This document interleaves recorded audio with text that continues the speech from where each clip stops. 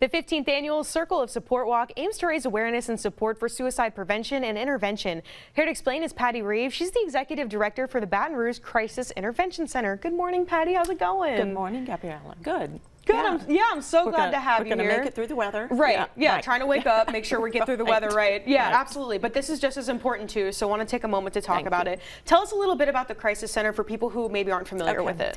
The Baton Rouge Crisis Intervention Center was founded in it was actually founded in 1971. Okay. The spring of, fall of 1969 and the spring of 1970, there were 6 student suicides of LSU students.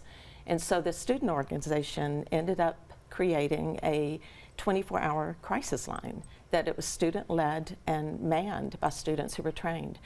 And over the next following year, the community was hearing about it a lot, and we're like, hey, we want access to that resource and support too. And so ultimately, the Crisis Center, Baton Rouge Crisis Intervention, was formed as a 501c3, and we continue today offering support to people who've been bereaved by suicide loss, and also trainings and education and things of that nature that help people learn more about suicide and perhaps prevention and intervention. Yeah, you guys have grown so much since then, obviously for the better. People really need the help. Yeah. You're obviously here to talk a little bit more about prevention and awareness. Right. You're doing that through your walk, so tell me a little bit about that. Okay. So the Circle of Support, it's called, and it was established about 15 years ago now. We're in our 15th year this time. And it was worked with someone who was already connected with the Baton Rouge Crisis Center, Dr. Margot Abity.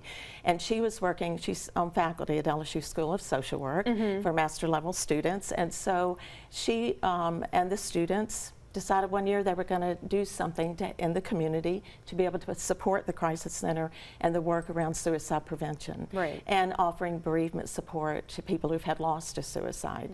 That part of the organization was formed in 1981. It continues as a weekly bereavement support group that's peer-led by people who've also had loss to suicide, and they're some years down the road past that loss, and they want to be able to help other people. So every week we meet with groups of people who've had a loss to suicide, and they offer support for one another. That's amazing. Yeah. And you guys have that big walk coming up. We'll have all the information for you over in the 9 News app. Really important work that you guys are doing. Thank you so much for coming by and letting us more about what the work you guys are doing. Thank you so much for having me. Absolutely. All right, so to come on